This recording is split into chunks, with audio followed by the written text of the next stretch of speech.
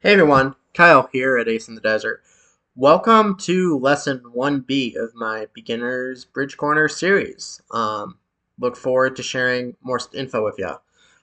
So each video I think I make, or at least most of them, some will have an A and a B side. I guess this is somehow a sick reference to like records or something.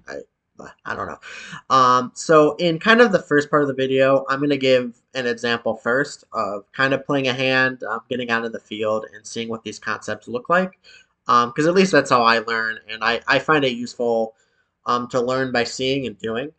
And then kind of in part B of these videos, I'm going to kind of walk through a more standard lecture of the material I talked about and hope to ground in some of the concepts. Now with these videos, some of these part B videos will be like Word documents of content I've created. Some will be in PowerPoints.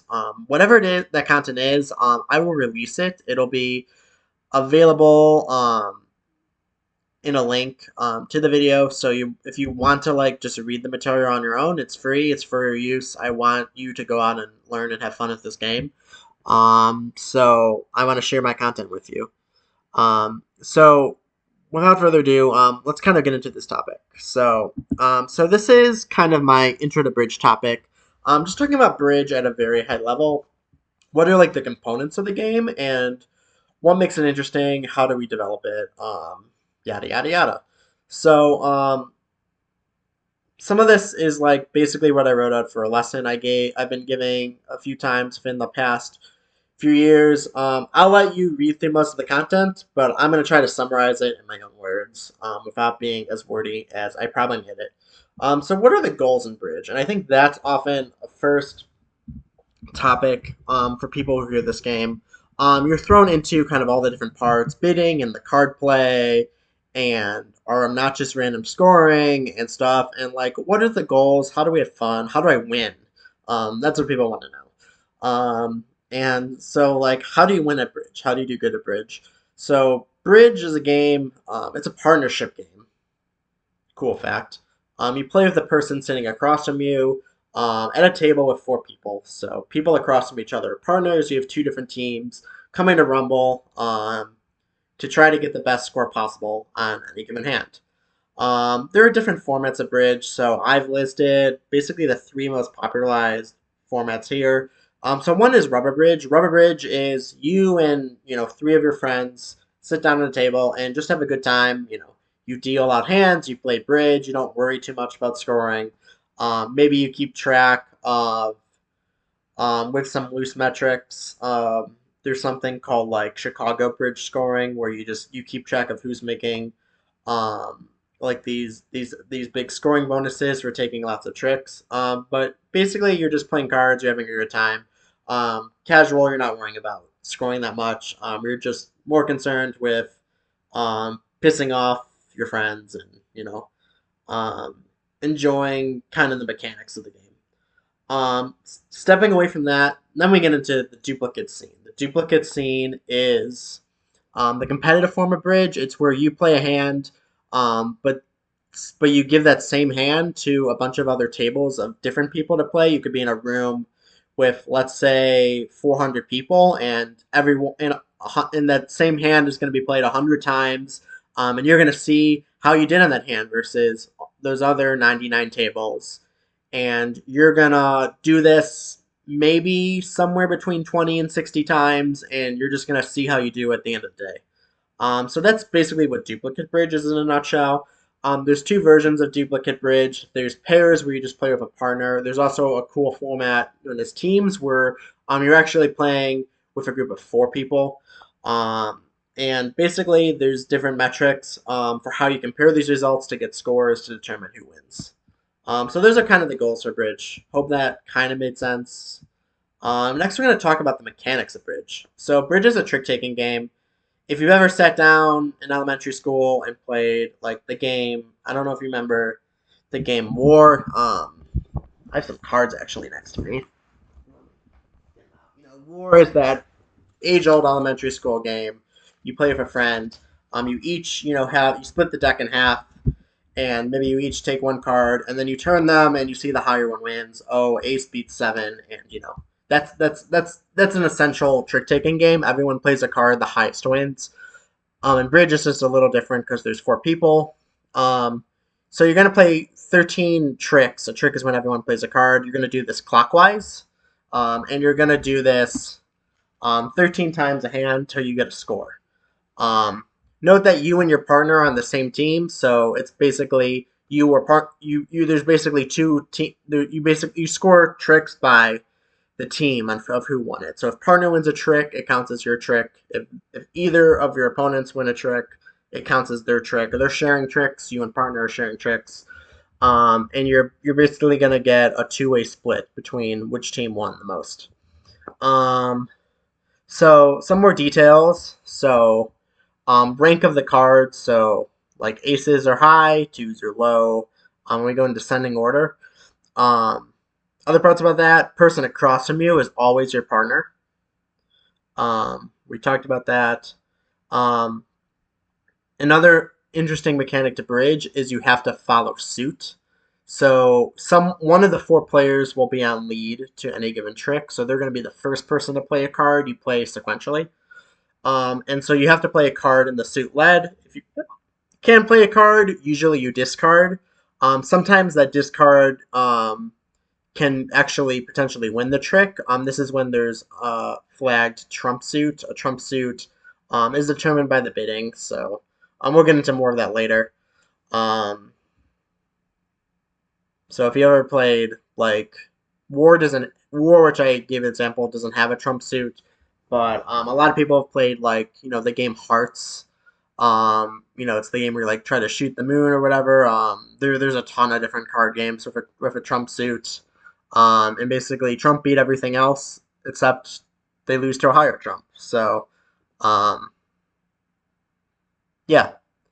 So that's part of the mechanics. Um, so part three is explaining what bidding is. So there's bridge is a kind of a two-stage game. We have bidding and the play. So bidding, you kind of saw me do on that deal in video 1A where we got to five clubs. Basically, bidding is a it's kind of a language. You're trying to describe aspects of your hand to your partner and outweight your opponents. And so in the bidding, we communicate information about our hand to try to get to what's called the best contract. So we're describing information on our shape, how many high cards we have. High cards are things like the top four cards in any suit, the ace, king, queen, jack. We have ways to evaluate what they are. Um, and basically we're gonna describe these things, and hopefully we can communicate enough of our partner that we can get the best score possible, because you have to get a winning score in bridge, you have to bid. You can't just be passive, you have to be a little aggressive. And so the bidding kind of adds a layer of suspense to that, because you're not quite sure what's going on, and you're gonna try to establish the best contract possible, which will put you in the place to win the hand as much as you can. So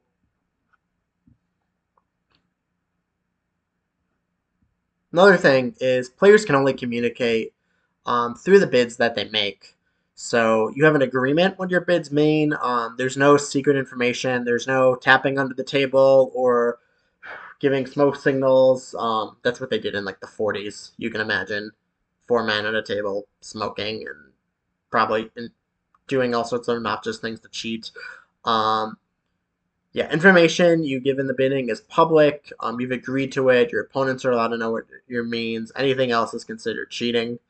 Um, and so, yeah, we take it very seriously. It can be a lot of fun, for sure. Um, Other information that's relevant. We have a valuation system to talk about points in your hand. I'll talk about that in a future video for sure. Basically, you need metrics to understand how good your hand is. And then once you know how good your hand is, you can start to do some bidding. So the outcome of the bidding is called the contract, which we haven't talked about. It determines if there's a trump suit. It determines who declares and who defends. So which team is on offense, which team is on defense. It determines who makes an opening lead. It also determines some of the scoring stakes, which are something you don't need to know right away. Becomes more relevant the more you get into the game. So what is this contract? I've been kind of vague about it. So the contract is a level. It's a number 1 through 7, and it's also a strain. So either a suit or this mysterious strain known as no trump. So the level determines how many tricks a team has to take. So a 1-level contract says you can take at least half the tricks. So it's where we start the build. It's where we start the bidding. You start the bidding by saying I can take at least half the tricks. And then each further level is one more than half, until you go as high as you want. So that's what the level is. The strain determines if there's a trump suit. If no one wants a trump suit, you can bid no trump. And then discards don't mean anything. They're just cards that can't win a trick, and you have to discard them. So what's the point of these different level contracts? So we go from like low to high. We can have all these different suits. It's kind of confusing. Like why do we care which suit we're in? For Trump, why do we even care about Trump suits? Why would we go really high? What's in it for us? What motivates us to do this? So that's kind of what we're gonna talk about next. So there's a few reasons. One is for scoring. So the higher you bid at certain levels, the more points you make. The more points you make, the more likely you're to beat the crap out of your opponents, and we like to do that. So there's different bonuses for making like 3 no, 4 hearts or 4 spades, 5 clubs or 5 diamonds, or higher contracts.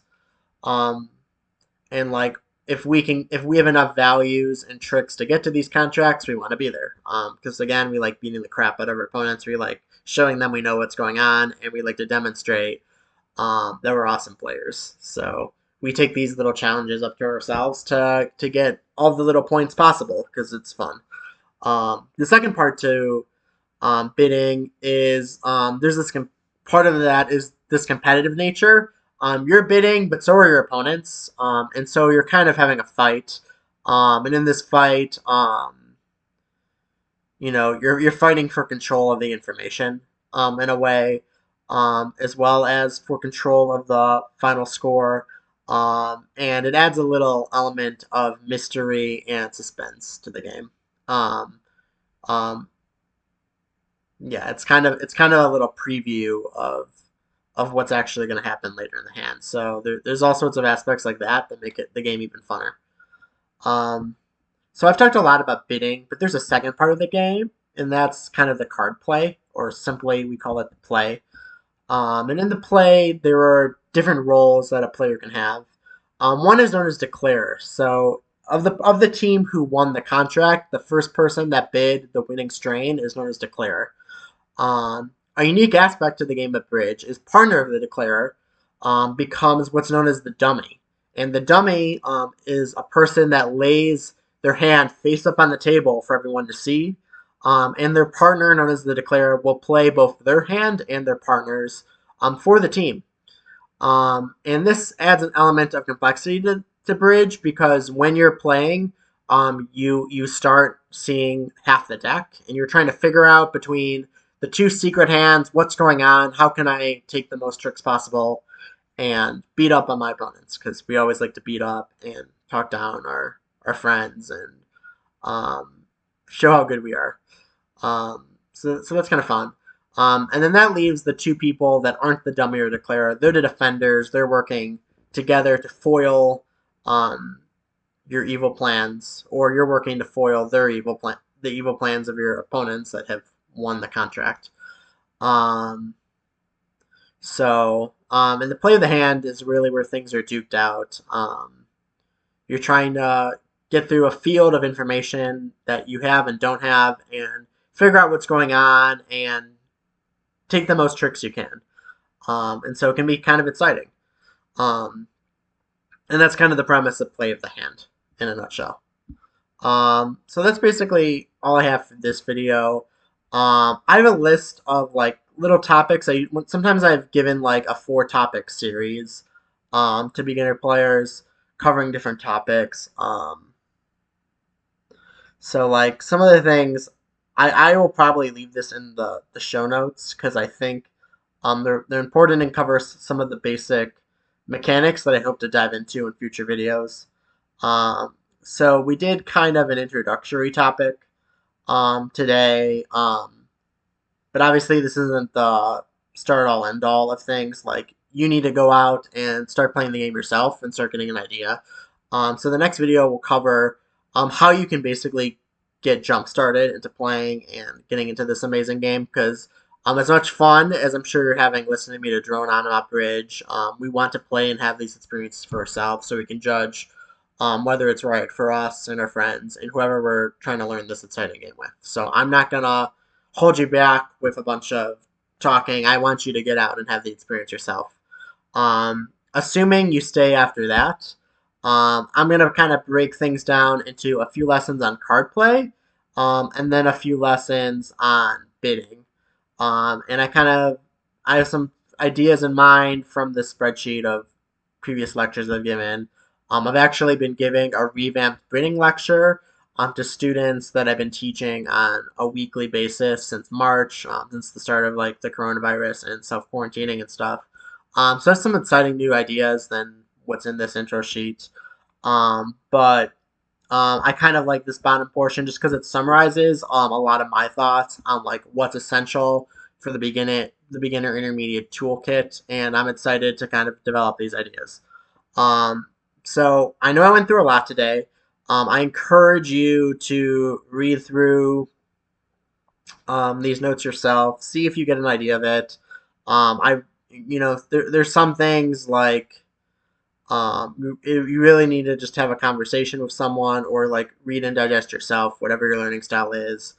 Um, and when I go through a lecture like this, I feel like, oh God, are they gonna actually understand what I'm talking about? And I hope you at least got like something out of it. Have an idea where to start, because like that's really how these things go. And I really want people watching these to be successful, and to find their way into having a good time playing this game. Because bridge can be a whole lot of fun. So I won't keep you in here.